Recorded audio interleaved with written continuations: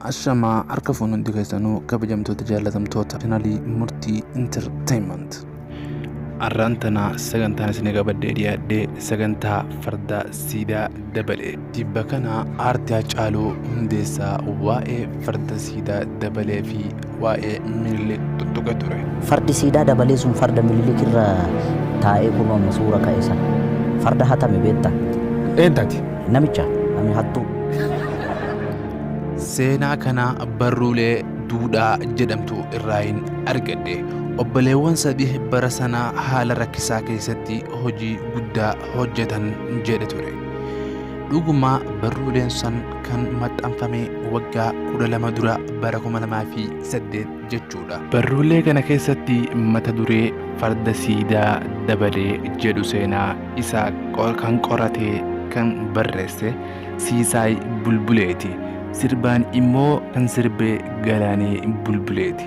Waggaa 8 dura waayita fiilmii dookumantarii seenaa farda siidaa dabalee manneen sinimaa Finfinnee keessatti agarsiisaa turetti barruulee tana Haacaaluuf kennanii fi dhimma kana irratti ogguma sirbaatiin uummata biraan akka gahu wal mari'achaa turan.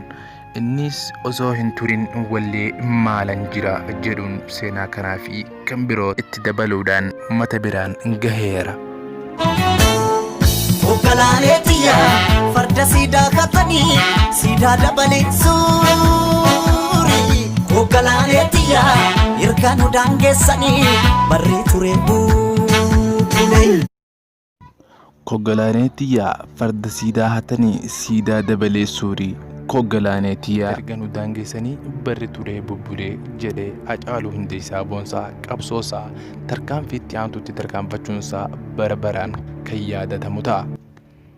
Qophiilee yeroo sanaa waggaa 8 dura karaa waldaa beeksisaa fi bashannana Arsadii jedhamuun hojjetaa ture sana weellistoota sirba waltajjii miidhagsan keessaa Haacaaluun Hundeessaa boonsaa adda duree ture.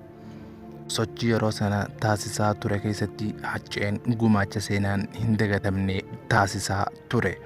Waltajjiiwwan gara waggaa 2 waliin hojjechaa ture keessatti wanti yeroo hunda sammuutti na dhufu gaafa fiilmii kana yeroo jalqabaaf mana qopheessaa Finfinnee galma tiyaataraa keessatti agarsiisnu miira Haacaaluun Hundeessaa boonsaa keessa galee hirmaattota guutuu boochisee tokko kudhaamaa yaadannoo ta'eetuma qalbii koo keessatti hafe. Fiilmiiwwan dookumantarii baroota sanaa agarsiisaa turan keessaa Godaansa Gadaa Birmajjii Odaa Nabee Irreecha Hora Arsadii bara 2008 haga bara 2010 farda siidaa dabalee jeekarsa waaqeffannaa moggaasaa maqaa lafa Finfinnee fi kan kana fakkaatan keessaa mee har'aaf seenaa fiilmii dookumantarii siidaa dabalee kana keessaa fudhatame kanaan isin afeera hammadumatti inni wajjin tura. Galaanetiya farda siidaa katanii siidaa dabalee suuri. Galaanetiya hirkaan udaan geessanii barrii ture buulee. Oromoon gaafa gabrummaa jalatti kufee eegalee biyyaa fi eenyummaa isaa akkuma dhabee duudhaa farda waliin qabaachaas turees dhabeera. Fardi isaas booji'amee siidaa hin sochoone ta'eera. Boorii siidaan isaa handura Oromiyaa Finfinnee birbirsa yaa'ii gooroo dhaabbatu kunis farda Oromtichaa kan obbo Siidaa Dabaleeti ture. Sirna gugsii daawwachuuf kan dhaqe Minilikis farda kana laalee waan ijji isaa irratti hafeef obbo Siidaa Dabalee irraa buusee humnaan irraa fudhatee booji'e jedhama. Akkuma Haacaaluun Hundeessaa boonsaa jedhee Haacaaluun waa takkaas irraa hin hambifne waa takkaas itti hin idaane dhuguma jirtu san dubbate ture. Waa maatiin haa taphatu jedhame inni farda isaa miiccee maaloo jedhee bareechee galaan irraa sakaraa dhufe beektaa sakaraa dhufee goojii irra mul'atee na dhadha'u kana argee nugusni taa'ee argaa ture. Harkaa fuudhaa jedheen irraa bute beektaa. Waametu farda akkasii kun mootiif malee nama teebula akka keetiif hin ta'u isa jedhanii nu abaaran sana jettaa mire jedheeni harkaa fuudhe. Dhugaan jirtu kana waan ta'eef tatanatti aanu maalii jechuun keessaniin hafu. Egaa irraa fudhatamee booji'amee booda obbo Siidaa Dabalee gosa Oromoo Tuulamaa Abbichuu irraa fe'atee garmaamaaf caffee gulleellattii ba'ee lafoo galuuf dirqame. Bakki Siidaan kun dhaabbatee mul'atu kunis lafa Odaan yaa'ii gulleellee irra ture ta'uun seenaan ragaa ni baha.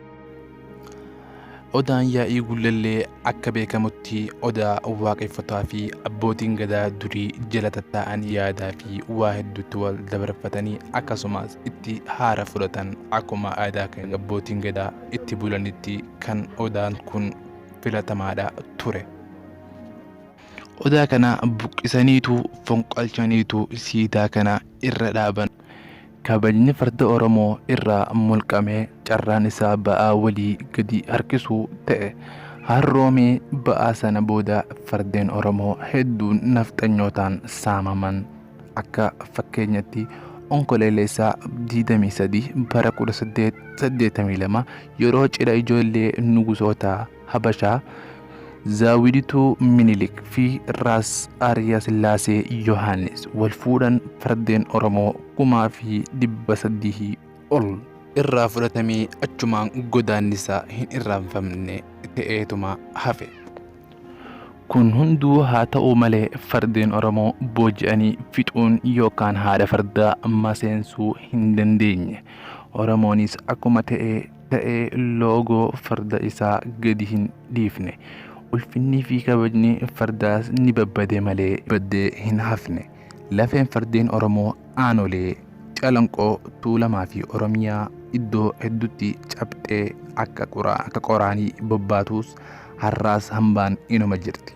As irratti wanti uummanni Oromoo bal'aan beekuu qabu ni turatti malee akkuma jedhamu fardi uummata Oromootii deebi'uun isaa hin oolu waan ta'eef obsaa fi wareegama qaqqaalii kafaluu nu barbaachisa.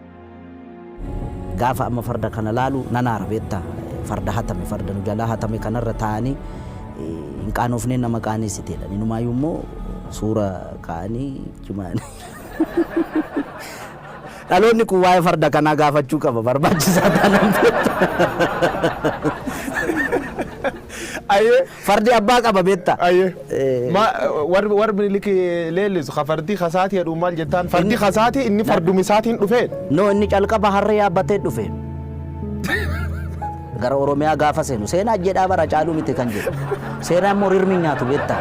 Seenaan seenaa. Okay? Yaabbii fardaa isatti beekanni. Siidaan kun kajiganii jedha. Siidaan kun yoo jig. Fardi akkamitti fardi kan Oromoo. Fardi kan Oromoo. Akkam tolcha. Farda akkamitti jigama. Akkam tolcha. Kajige yoo inni isaarraa jigsan malee. Okay gaa inni. Walumaa galattan. Fardi abbaaf deebi'uu qaba inni dhaloonni hin deeffata baay'ee. Yakkamaa beeki. Akan. Minilik siif yakkamaa moo yakkamaa. Oh my God. Ani inni gaa reeffaa miidhammaa ekeraadhanni. Jechuun seenaa rirmi nyaatu siin jedhee. Seenaan immoo dhuga. Kan soba haa jedhu. Akkamitti namni kana na godheera sobaan si himata. Nama lubbuudhaan hin jirre. Aannolee irratti kana godheera, Calanqoo irratti kana godheera gaafa jedhamu. Aboo bara sana inni barkanaan mallatteessa jedhan. Warri harkaan mallatteessu warri maastarsaa fi digirii fi PhD qabu bara mallee ulfajjeessaa jira beektaami. Inni bar sanatti doofummaa sanaan harma yoo mure harka yoo mure maal hin tinigaa doofaa waan ta'eef miti qotee bulaarraa kan farda hatu kan farda saamu walumaa galatti yakkamaa hamaa